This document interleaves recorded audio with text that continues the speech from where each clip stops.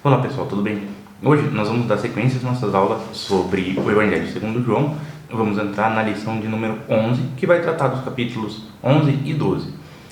E antes de começar a aula, eu queria primeiro agradecer aos irmãos, por todo o carinho e também fazer um pedido prévio de perdão, porque como a gente ainda está na correria da mudança e tudo mais, talvez não dê para a edição ficar tão legal assim. Então, já peço perdão e assim que as coisas melhorarem, que a gente conseguir se organizar aqui, eu faço uma edição mais bonitinha, beleza, gente?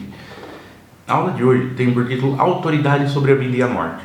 Nesses dois capítulos vão ser tratados de quando Jesus vai até Lázaro e sua família, Primeiramente quando Lázaro está morto e Jesus vai e ressuscita, e depois quando ele vai visitá-lo, e aí todo o desdobramento que tem nesse meio tempo. A primeira parte dessa lição, que vai se concentrar no capítulo 11, dos versos 1 ao 44, vai falar sobre esse momento em que Lázaro morreu. Lázaro era alguém a quem Jesus amava, era um amigo de Jesus, e as irmãs dele mandam uma mensagem a Jesus dizendo que Lázaro estava mal. Quando Jesus recebe a notícia de que Lázaro estava mal, primeiro ele fala que essa doença de Lázaro não era para a morte, mas era para a glória de Deus, para que quando todos vissem o que ia acontecer, o Filho, ou seja, ele, fosse glorificado. E Jesus ainda fica lá um tempo, Quando Jesus recebe essa notícia, Jesus ainda espera por 2 dias para se movimentar, para ir em direção a Lázaro. E como a gente sabe, naquele tempo, todos os deslocamentos eles eram muito mais lentos do que hoje, Eles eram feitos a pé, ao cavalo, algum tipo de animal. Mas, além da diferença física, porque era a pé e meios mais lentos do que hoje, nós também temos que lembrar do contexto daquela época, que também não tinha ruas organizadinhas como nós temos hoje, Embora tivessem sim algum tipo de rua, mas não era tudo asfaltadinho que nem hoje. Existiam muitos perigos no caminho, enfim, algo que fosse relativamente perto demorava um tempo absurdo. Além também desses agravantes físicos, nós tínhamos que o pessoal só podia viajar de dia, porque de noite, como eu falei, era muito violento. Enfim, tinha uma série de fatores que dificultavam esse trânsito, que dificultavam a ida de uma pessoa de um lugar para o outro. E quando ele vai, os discípulos questionam ele, porque era comum, Jesus fala que Lázaro está dormindo. E muitos acham que esse dormindo era um sono, assim, ele está doente, então normal ele ficar acamado, ele só está repousando, coisa assim. E não entendiam que o que Jesus falou era que realmente Lázaro tinha morrido, mas que ele ia ser despertado, Quando Jesus chega até Lázaro, Marta, sabendo que Jesus estava chegando, Marta, que era uma das irmãs de Lázaro, sabendo que Jesus estava chegando, vai correndo ao encontro dele e chora, que, convenhamos, é bem normal, Ela chora e falando para Jesus, olha, se você tivesse aqui ele não tinha morrido, porque, você é o Filho de Deus, você pode fazer milagres e tudo mais. E Jesus vai falar, olha, ele vai ressurgir.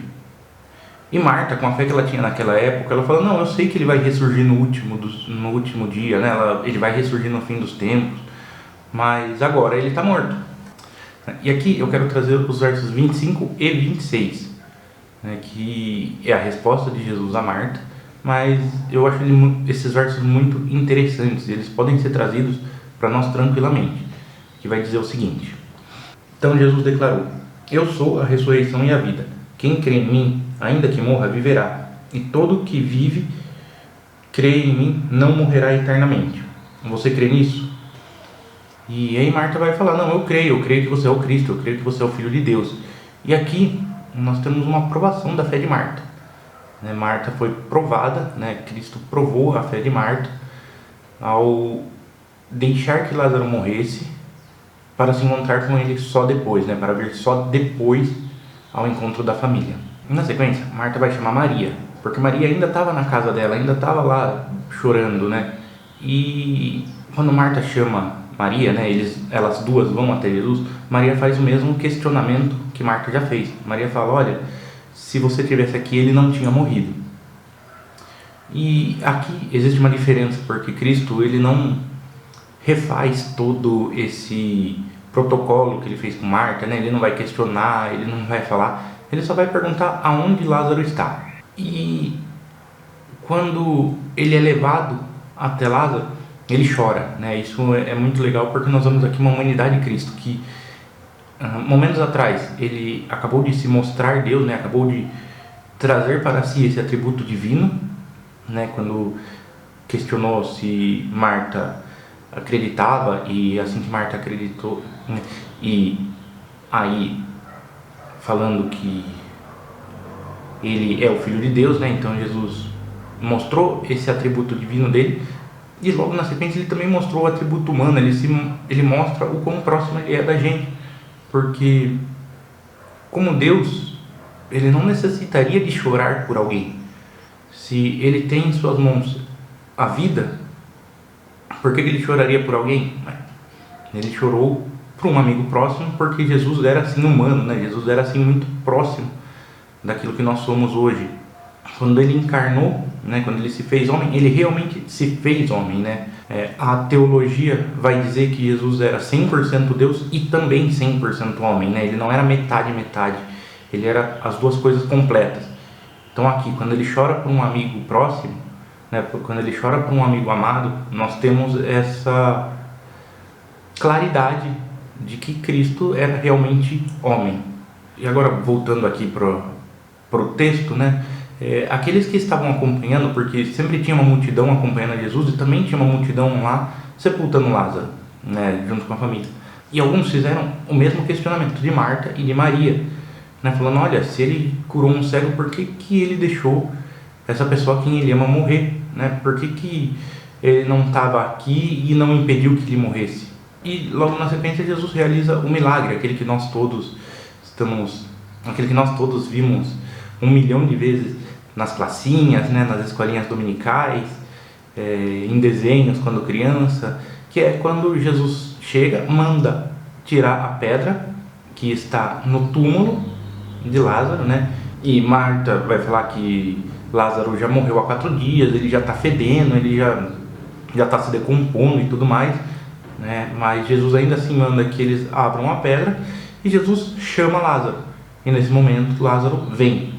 E é interessante nesse meio tempo a oração que Jesus faz, porque Jesus ele vai agradecer ao Pai, né? Vai falar, ó, Pai, graças te dou, e eu sei que o Senhor me ouve, e eu estou falando isso não para que me ouçam, mas para que todos que estão aqui em volta creiam que o Senhor me enviou. E aí ele chama Lázaro para fora e Lázaro ressuscita. Então essa é a primeira parte dessa lição. Logo na sequência, né, a segunda parte vai falar sobre o risco de morte que Jesus correu logo depois disso, né? E esse vai dos versos 45 ao 57. E aqui vai ser bem simples, né? Alguns dos que estavam lá foram até os fariseus para falar, olha, Jesus ressuscitou um morto. E boa parte dos fariseus, eles ficavam assim, a gente não pode deixar esse cara continuar. Se esse cara continuar, ele vai acabar com a nossa fé, ele vai tirar pessoas da nossa fé. Como nós vemos ao longo do ministério todo de Jesus, ele faz um embate direto com os fariseus, porque os fariseus eles têm a lei escrita em pedra, mas não no coração, né? E esses fariseus começam a pensar em como matar Jesus, porque Jesus está sendo um inconveniente, Jesus está fazendo milagres, Jesus está se dizendo filho de Deus. Então aqui efetivamente começam os planos para matar Jesus. O plano deles era prender Jesus durante a Páscoa, porque com certeza Jesus iria a Jerusalém durante a Páscoa, já que fazia parte da tradição. E os sacerdotes vão falar, olha, se alguém vê Jesus, denuncia que a gente vai prender.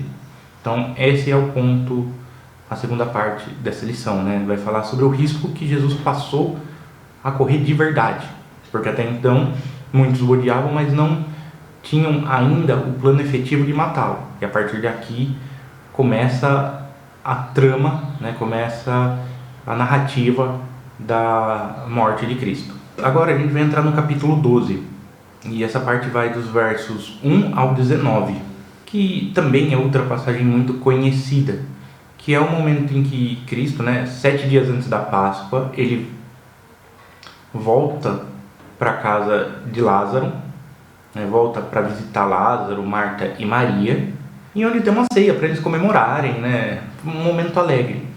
Enquanto Marta estava trabalhando um monte, estava fazendo aquela ceia ficar bonita, cuidando bem dos convidados, Maria, ela já vai fazer algo um pouco diferente.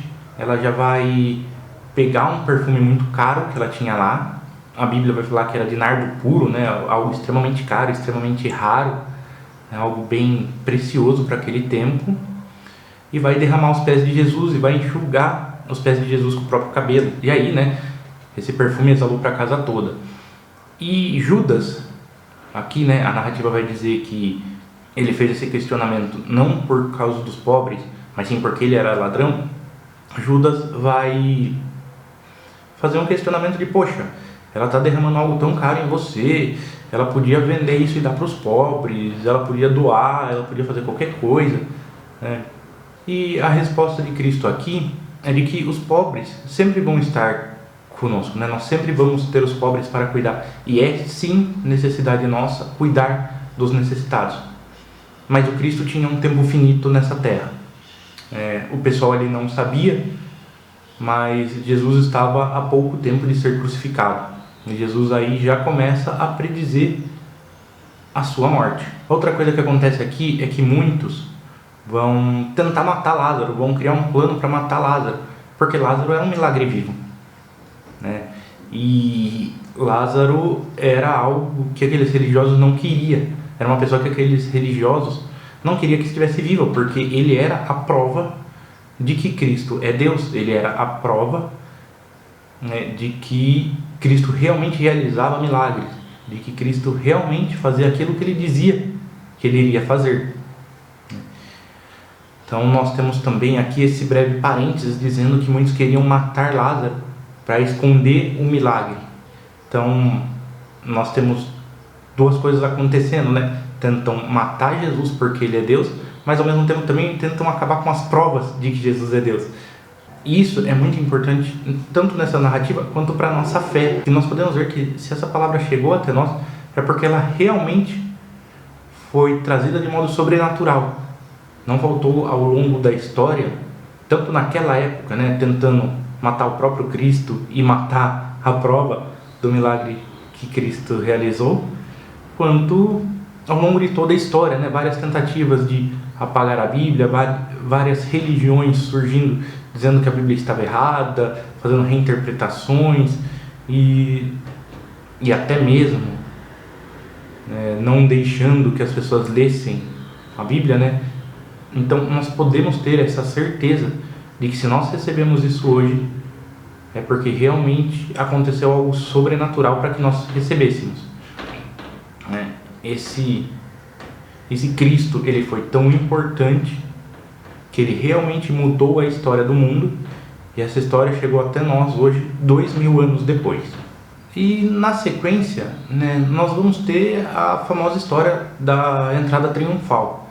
Aqui João não vai se atentar a tantos detalhes quando nós temos em outras das narrativas, que vão falar o momento que Jesus manda buscar um jumento, enfim. Aqui João vai se atentar efetivamente ao momento que ele entra, e que Jesus está entrando, a população prepara uma entrada para ele com ramos de palmeiras e clamando: Hosana, bendito é o que vem em nome do Senhor e que é rei de Israel.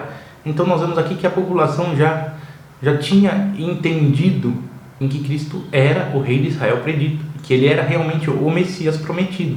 E aí vai falar, que Cristo montou num jumentinho. Como eu falei, os outros evangelhos se preocupam em dizer até o que Cristo falou para encontrar esse jumentinho. Já João, ele já é mais direto, olha, Cristo montou num jumentinho, e isso é muito importante porque Cristo montar nesse jumentinho era o cumprimento de uma profecia de Zacarias, que dizia mais ou menos o seguinte: não tema, filha de Sião, eis que o seu rei está vindo, montado num filho de jumenta.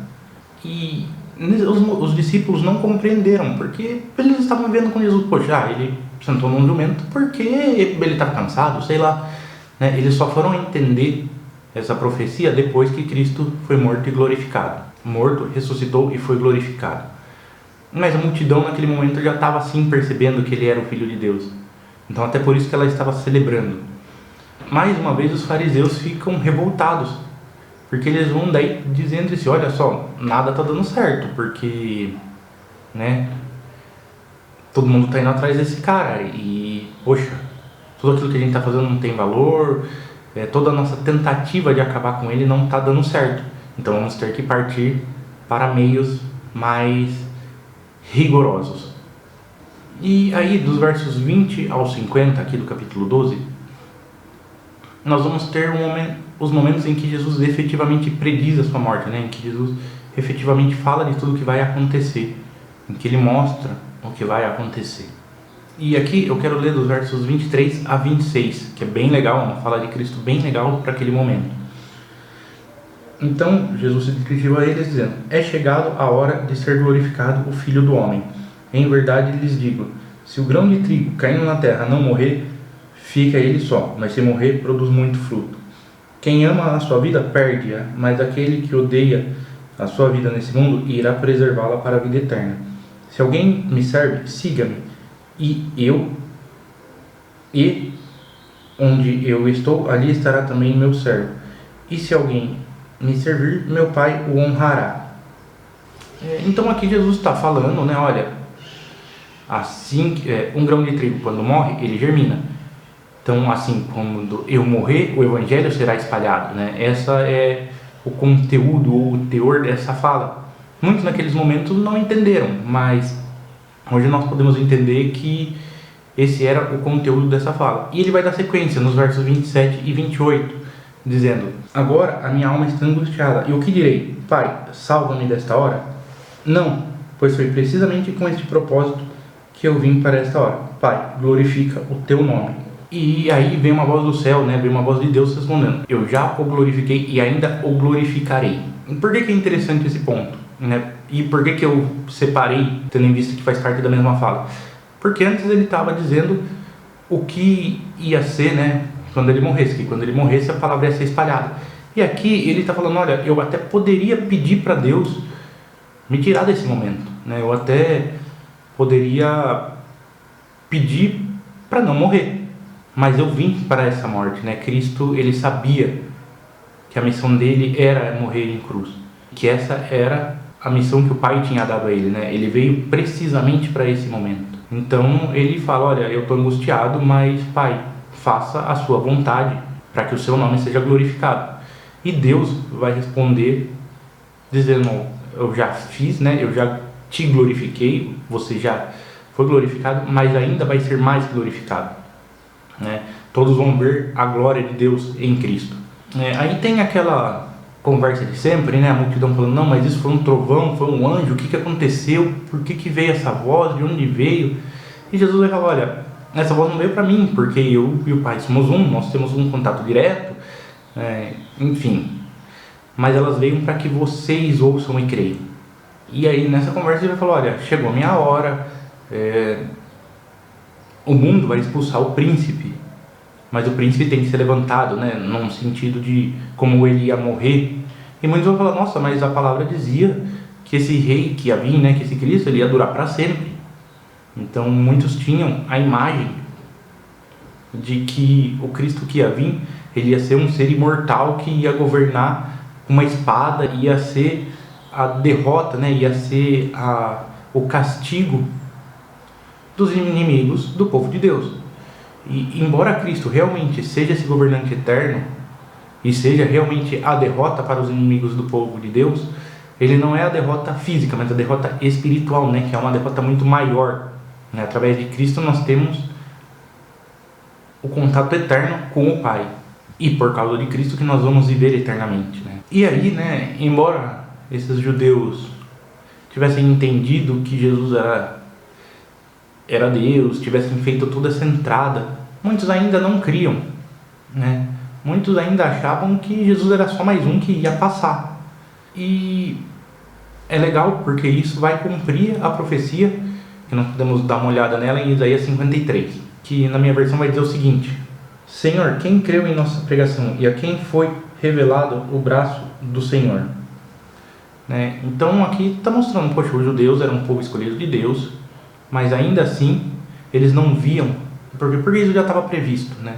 Deus já tinha falado que o povo dele não iria reconhecê-lo, e até por isso que a graça foi espalhada ao mundo, né? Embora Cristo já sabia que o povo não ia crer, embora Cristo já sabia que a morte dele seria para todos, né? Seria para todo o mundo, mas era necessário que a profecia se cumprisse para mostrar para aquele povo o mecanismo a qual isso aconteceu. Jesus veio para os judeus, mas morreu pelo mundo. Então, gente, essa é a aula de hoje. Eu agradeço por esse momento. Novamente peço perdão porque eu acho que não consegui editar tão bem quanto eu gostaria, né? Por causa da correria que está sendo esse tempo de mudança. Mas eu agradeço. Um grande abraço, fiquem com Deus. Até mais.